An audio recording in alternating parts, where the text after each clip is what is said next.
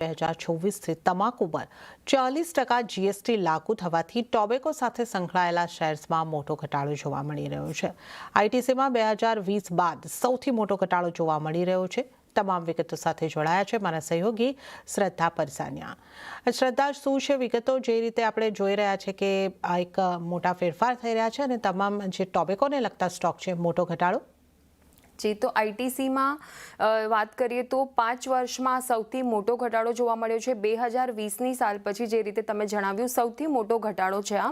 અને ઇન્ટ્રાડેમાં પણ આઈટીસીમાં આજે 10%ની સર્કિટ પણ આપણને લાગતી જોવા મળી છે। આજના આ ઘટાડાના કારણે આઈટીસીની માર્કેટ કેપની વાત કરીએ તો અહીંયા 50,000 કરોડની સફાઈ થતી જોવા મળી છે માર્કેટ કેપમાં। અને હવે જોઈએ કે તંબાકુથી જોડાયેલા શેર્સમાં આજે શા માટે ઘટાડો છે, કારણ શું છે? તો નાણાં મંત્રાલયે ગઈકાલે જીએસટીને લઈને આદેશ આપ્યા છે કે 1 ફેબ્રુઆરી 2026થી તંબાકુ પર 40% જીએસટી લાગશે। પહેલાં જે 28% હતો જીએસટી તેની સામે હવે 40% લાગશે, પ્લસ એનસીસીડી, પ્લસ સેસ અને પ્લસ બેસિક એક્ઝામ્પશન એક્સાઇઝ ડ્યુટી લાગશે।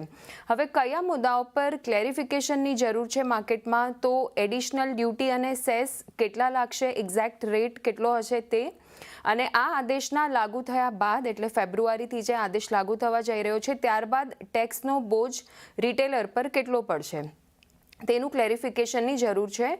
ત્યારબાદ પહેલાં જે ટેક્સ કેટલો હતો એના પર નજર કરીએ તો 28% જીએસટી હતો પહેલાં, ત્યારબાદ સ્પેસિફિક સેસ લગાવવામાં આવતો હતો જે 2076થી લઈને 4170 પર 1000 સ્ટિક પર, ત્યારબાદ એડ વેલોરમ સેસ 5થી લઈને 36%ની રેન્જમાં લગાડવામાં આવતો હતો અને એનસીસીડી પણ 510થી લઈને 850ની રેન્જમાં પર 1000 સ્ટિક્સ પર। હવે કેટલા ટેક્સની આશા છે કે કેટલો હવે આવનારા સમયમાં ટેક્સ સ્ટ્રક્ચર શું રહેશે? તો એ છે 40% જીએસટી, ત્યારબાદ નવી એડિશનલ જે એક્સાઇઝ ડ્યુટી લગાવવામાં આવશે એ, ત્યારબાદ એનસીસીડી 510થી લઈને 850ની રેન્જમાં પર 1000 સ્ટિક્સ પર। હવે બજાર શું જાણવા માંગે છે? તો ટોટલ કેટલો ટેક્સ લાગશે પ્રોડક્ટ્સ પર, અને જો ભાવ વધે તો વોલ્યુમ પર કેટલી અસર થશે, જો ભાવ ન વધે તો માર્જિન્સ પર કેટલી અસર થશે કંપનીઓના, અને ટેક્સ વધવાથી જે લીગલ સિગારેટ ઇન્ડસ્ટ્રી છે તેના પર કઈ રીતની અસર જોવા મળશે, આ બધા જ પર ક્લેરિફિકેશન જાણવા માંગે છે માર્કેટ। ત્યારબાદ જે શરૂઆતી કેલ્ક્યુલેશન હતું એના હિસાબે માનવામાં આવી રહ્યું છે કે હરેક સ્ટિક પર 20થી લઈને 40% જેટલો ટેક્સ વધશે એવું એનાલિસ્ટ લોકોને લાગી રહ્યું છે।